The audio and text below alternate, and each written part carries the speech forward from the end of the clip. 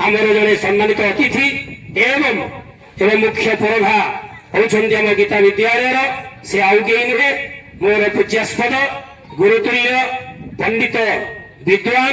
श्री श्रीजुक्त गदाधर महाराणा महोदय को अनुरोध करी आज मुखर श्रवण करेंगे पिला गीतार तत्व ज्ञान गीतार जी होती मुख्य पुरोधा ये ओडिशा माटीर गीता को पहुंचाई घर घर चेष्टा करताली आम पुणी थे स्वागत करवा आज गीतार मुख्य पुरोधा होती गदाधर महाराणा महोदय जानापी जहाँ आम बुझापी गोटे मो स्वप्न थिला ए माटी स्वप्न थिला ए गाँ स्वप्न थिला ए बागदेवी कोचिंग सेंटर पे आशीर्वाद थिला जहाँ गुरुजी कहीदे सारा भारत वर्षर जड़े महान जननायक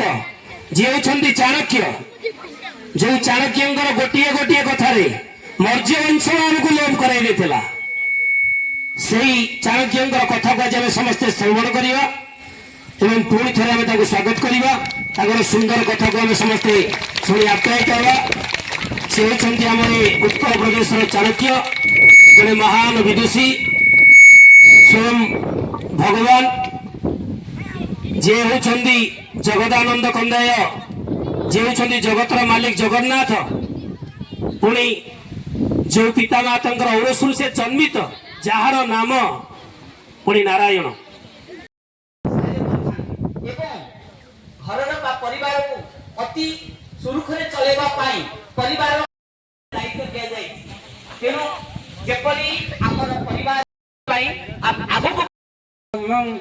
तस्मै श्री गुरुवे नमः। प्रथम है तुम कौन तुम जो पाठ प्रदान पढ़ुच गुरु है तुम मुख्य पिता गुरु माता गुरु शिक्षा गुरु आम सब श्रीकृष्ण गीतार जो बर्तमान चली प्रयास घर घर गीता प्रचार करवा गीतार कि घर घर पहुँच बर्तमान तुम सब कुनि कुनि पिला माने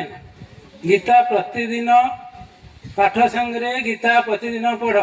गीता पढ़ले जान कौन परिवर्तन हो शिक्षार प्रतिदिन गीता पढ़ तार महत्व जापर प्रतिदिन गोटे गोटे अध्याय पढ़ तुम मनरे जहाँ जो भावना अच्छी किसी जहाँ अच्छी सब दूर हो पाठ निश्चित मन आगू आगू जीव पाठर निश्चित उन्नति हे मुझे कहूँ समस्ते घरे तुम जो अच्छा बापा माँ भी कह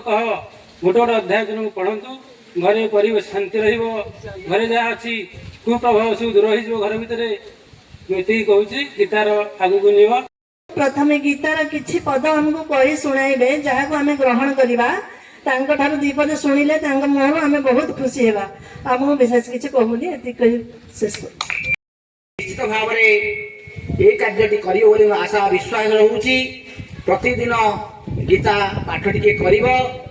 गीता पाठ तुम बापा माँ को गुरुजन मान कह तेणु आगामी दिन में जो प्रकार व्यवस्था बर्तमान चली समाज बंद करने तुम्हें आग धाड़ी ढड़ा हम अन्याय अनीति दुर्नीतिर अतिथि मोर कुनि कुनि कलिका माने से मोर हार्दिक प्रणाम तुम माने तो भगवत स्वरूप तुम को मोर कोटि कोटि प्रणाम। ये जो भूमिर परिचय होउची ये जगार जन्म नहीं पंडित नवरत्न पंडित रु जणे जानिच पिला माने से किए नवरत्न पंडित जन्मस्थान हला कालुपुणा जानिच जो विक्रम संवत्सर आम मैंने लिखा पांजी मान के लिखा विक्रम संवत्सर विक्रमादित्य महाराज तांकर राजसभा मंडन करुले से होउचंती जे कि नवरत्न पंडित मान भितर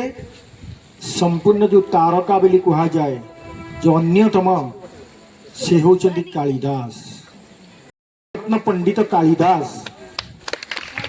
तांको नाम रे ये जगार नाम है कालुपड़ा ये कहला कालुपड़ा ये जो तारा देवी उग्रतारा माँ जो उग्रतारा अच्छी तांकरी पाखरे जाउथिले जीवन नष्ट करने से जो कुंड अच्छे कुंड को झाँस दौले कालिदास उग्रतारा पाखरे उग्रतारा हेले साक्षात तुम्हें जो जन्म नहीं जो जगार तुम पाखरे माँ नील सरस्वती अवस्थीन नील सरस्वती यही पाखे अच्छा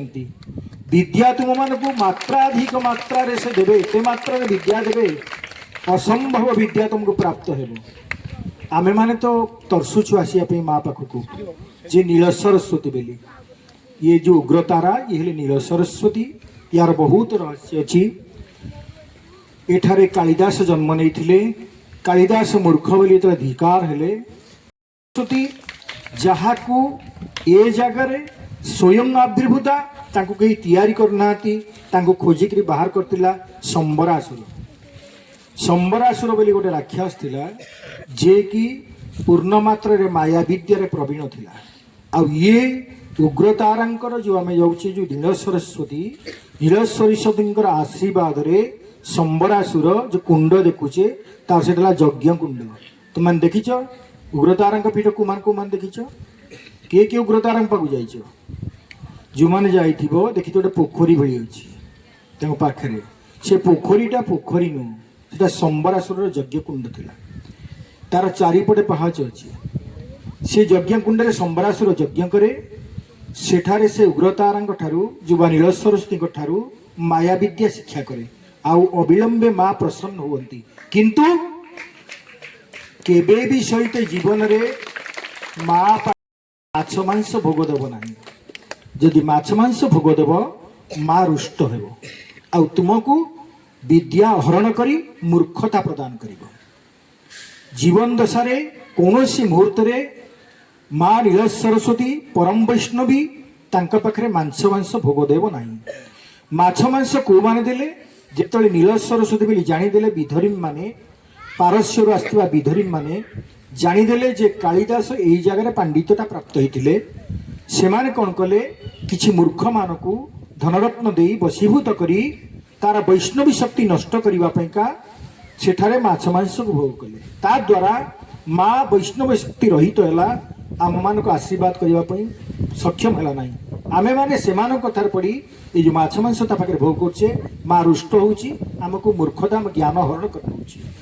से जगार जीवे केबे भी सहित माछ मांस भोग मु समस्त को अनुरोध केबे माछ मांस भोग करिवे नाही जे करूचंती तांको वंश माने 7टा पीढ़ी पर्यंत तांको परिवार रे मूर्ख ही जन्म नेबे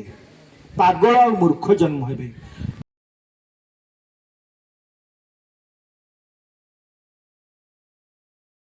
आम आज ये गीता विद्यालय तरफ कालुपड़ा माटी सम्मानित करुचु से सुंदर सुंदर कथा कहते कालिदास विषय में आम जानी नु सतरे आज शुणिलु कालिदास होती वंशीय यही कला ब्राह्मण वंशीय लोक बोली माँ मैंने भी कहीं जानी नी कालिदास वंश जत होती बहुत बहुत धन्यवाद बर्तमान मुझे अनुरोध करी आम गीता विद्यालय मंडलाधीश आम कलेसा कालुपड़ा घाट कालुपड़ा एठारे आमर सुशील सार जो पिला पाठ पढ़ाई जो प्रचेषा आज रखिंट कालुपड़ा गला बेले देखे कौटी पढ़ाऊँ जानी आज स्वतःपूत भाव देखिली एठारे मंचासीन आमर वयोज्येष्ठ एवं आचार्य पंडित नारायण त्रिपाठी एवं गीताश्री गंगाधर महाड़ को प्रणाम कर तत्संगे ये ग्रामर जिते सब वयस्क कुनि कुनि पिला एवं एठाकार जो अछंती बुद्धिजीवी से ससम्मान जनाऊँगी एवं पिला स्नेह जनाऊँगी माँ मान आशीर्वाद भिक्षा करुँच आज मुख्य कथा हूँ जगन्नाथ मंदिर एवं ब्रजबिहारी मंदिर जो कि कृष्ण मंदिर मुझे भी पूजक किंतु आम अभिज्ञता को जब देखा बर्तमान जुगे जमी आचार्य पंडित नारायण त्रिपाठी कहले मोर आ राग ना से भाव मोर राग ना आम एत रागी जे कथा पद पदके आम से राग को संवरण कर बर्तमान ये जो पूजा पाठ उपर आम आसिलु आम निजे अनुभव करूँ आम रागी हबु ताल अन्य मान कौन शिक्षा देव तेणु आम बर्तमान से रागर बहुत दूर तेणु पिला माने ये जो गीता पढ़ा द्वारा मोर ये अभिज्ञता हूँ आमर से मंदिर कहीं आसती एबे 20-25 ଜଣ ଲେଡିଜ ଆସୁଛନ୍ତି। ତାଙ୍କର ଆସିବାର କଥା ହଉଛି ସକାଳୁ ଯେତେବେଳେ ଆମର କାଠି ଆଳତି ହଉ କର୍ପୂର ଆଳତି ହଉ ସରିଯାଉଛି, ସରିଗଲା ପରେ ମା ମାନେ ଚାରିପଟ ଯାକ ଓଳୁଛନ୍ତି। ମୁଁ ପୂଜାରୀ ହିସାବରେ ଯଦିଓ ରହୁଛି ମୁଁ ତ ସେ କାମ କରିପାରିବିନି, କିନ୍ତୁ ସେମାନେ ସେଇ କାମ ଗୁଡ଼ିକ କରିଦେଉଛନ୍ତି ଏବଂ ଆଳତି ସରୁଛି। ଆଳତି ସରିଲା ପରେ ବସୁଛନ୍ତି। ଆମର 3ଟି ଗୀତ ବୋଲାଯାଉଛି, ଯୋଉ ଗୀତ ମାନେ ତାଙ୍କୁ ଏତେ ଆକୃଷ୍ଟ କରୁଛି, ଯଦି ମୋର ଯିବାରେ ଡେରି ହେଉଛି ସେମାନେ 8:30 9ଟା ଯାକେ ବସୁଛନ୍ତି। ସେ ଗୀତ ସରିବ ସେମାନେ ଯାଉଛନ୍ତି। କିନ୍ତୁ ଆମେ ଶିକ୍ଷା ଲାଭ କଲୁ ଯେ ମା ମାନେ ଯଥେଷ୍ଟ କାମ ଅଛି ଘରେ, କିନ୍ତୁ ସେଠାରେ କ'ଣ ହଉଛି, ଯୋଉ ଘଣ୍ଟେ 1.5 ଘଣ୍ଟା ବସୁଛନ୍ତି ସେଥିରେ ସେ ଯୋଉ ଆଧ୍ୟାତ୍ମିକ ପରିବେଶ ଭିତରେ ବସୁଛନ୍ତି, ଭଗବାନଙ୍କ ପଦରେ ଚରଣାମୃତରେ ଯୋଉ ବର୍ତ୍ତମାନ ତାଙ୍କର ରହୁଛି ଲାଳସାଟା, ସେଥିରୁ ସିଏ ଯୋଉ ତାଙ୍କର କଳୁଷିତ ମଥାରେ ଯୋଉ ରହିଛି ଆମର ଯୋଉ କଳୁଷିତ ଦୂଷିତ କଥା ଗୁଡ଼ିକ ପରିହାର୍ଯ୍ୟ କରୁଛନ୍ତି ଏବଂ ଭଲ କଥା ଗୁଡ଼ିକ ଗ୍ରହଣ କରୁଛନ୍ତି। ଏବଂ ଆମର କିଛି ଯଦି ଆମେ ଆମେ ଯେତିକି ଜାଣିଛୁ ତାକୁ କହିଲା ଫଳରେ ସେ ସେଟାକୁ ଗ୍ରହଣ କରେ। ପିଲାମାନଙ୍କର ଅନୁରୋଧ ଯେ ପ୍ରଥମେ ଯେତେବେଳେ ଏଇ ଗୀତା ପାଠ କରିବେ, ପ୍ରଥମେ ଯଦି ଗାଧେଇକିରି ଟିକେ ଚନ୍ଦନ ଟିକେ ଲଗେଇକିରି ସେ କାମ କରିବେ, ଆପଣଙ୍କର ଉଜ୍ଜୀବିତ ହବ କୋଉଟା, ଯୋଉ ଗୀତାର ମାହାତ୍ମ୍ୟଟା।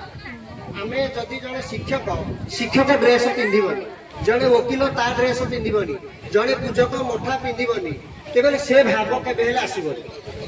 ତେଣୁ ଆମର ତ ଇଏ ଆଚାର୍ଯ୍ୟ ପଣ୍ଡିତ ନାରାୟଣ ଯାହା ସବୁ କହିଲେ ଆମେ ତ ଗ୍ରହଣ କଲେ, କିନ୍ତୁ ମୁଁ ଅନୁଭବ କଲି ଯଦି ପଣ୍ଡିତ ଆଜି ପିନ୍ଧିଛନ୍ତି ମଠା ଖଣ୍ଡି, ଆମର ଗଦାଧର ମହାରାଣା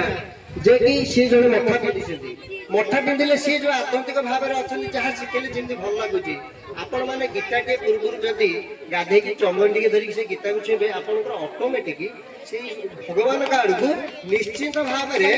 ଆଶୀର୍ବାଦ ଆସିବ। ଆପଣମାନେ ଦିନେ ନା ଦିନେ ଏଇ ଯୋଉ ଅଛି କଳୁଷିତ ପ୍ରଥାରୁ ଦୂରୀଭୂତ ହେବେ, ଭଲ ପ୍ରଥାକୁ ଆପଣେଇ ନେବେ ଏବଂ ଗାଁ ଗାଁରେ ଯୋଉ ଅଛି କଳୁଷିତ ପ୍ରଥା ଚୁଗୁଲି ଚକଟ ଭଲ ମନ୍ଦ ସେଥିରୁ ପରିହାର୍ଯ୍ୟ କରିକି ସଟ୍ ମାର୍ଗରେ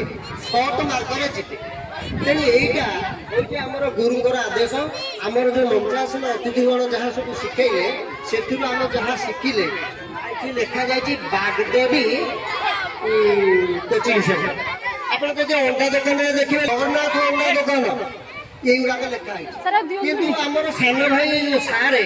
আমার সুশ্রী সার লেখিলে কি বাগদেবী, কাহিଁକି ସେ ବାଗଦେବୀ ଲେଖିଛନ୍ତି, ତାଙ୍କୁ ଭଗବାନ କଣ କରିଥିଲେ ନଥିଲେ, ଆଉ କଣ ନାଁ ନଥିଲା, ଏଇ ନାଁଟା ଲେଖିବାକୁ ଥିଲା ନା। ଏଥିରେ ଆମର ବହୁତ ଶିକ୍ଷା ଅଛି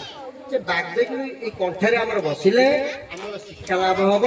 ଆମେ ଭଲ ପାଠ ପଢିବା ଏବଂ ଗ୍ରାମର ତଥା ଆମ ପଞ୍ଚାୟତର ତଥା ସଂସାରର ଭଲ ମଙ୍ଗଳ ହେଇପାରିବ। ତେଣୁ ଗୁରୁଜୀ ତ ସବୁ କହିଛନ୍ତି। ଆମର ମଧ୍ୟ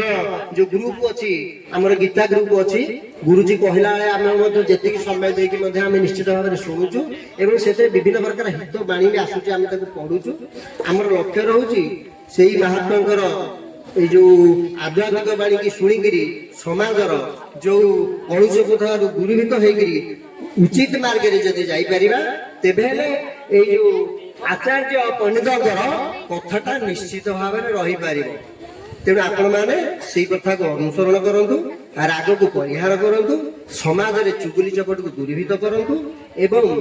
ଚନ୍ଦନ ଟିକେ ଲଗେଇକି ସେ ଗୀତାକୁ ପଢନ୍ତୁ କିମ୍ବା ନ ପଢନ୍ତୁ, ଅଟୋମେଟିକ ଆପଣଙ୍କର ବୟସ ଅନୁସାରେ ନିଶ୍ଚିତ ଯିବେ। ମା ମାନେ ତ ଅଛନ୍ତି ସବୁ ବିଭିନ୍ନ ପ୍ରକାର, ଆମର ସୁଶୀଲ ସାର୍ ବିଭାଗ ବାଣ୍ଟି ଦେଇଛନ୍ତି, ସେଇ ଅନୁସାରେ ଆଗକୁ ଯିବେ। ଆପଣମାନେ ନିଶ୍ଚିତ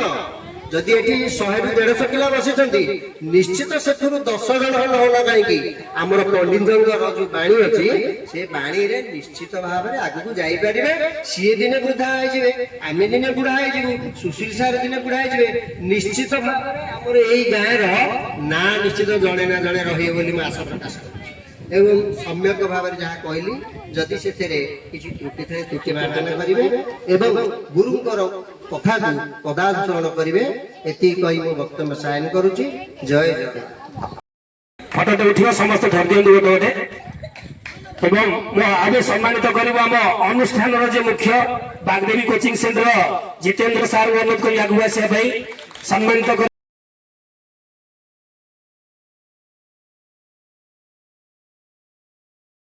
ଆମର ମେଡିସିନ ଏବଂ ମେଡିଟେସନ ଦୁଇଟି ଯାକ ଏଥିରେ ରହିଛି ଏବଂ ଖେଳ କସରତ ସବୁ କିଛି ଏଥିରେ ରହିଛି। ଗୁରୁଜୀ ଆପଣ ପଳେଇ ଆସନ୍ତୁ ଏପଟକୁ, ଆପଣ ଏପଟକୁ ପଳେଇ ଆସନ୍ତୁ। ଆସ ଆସ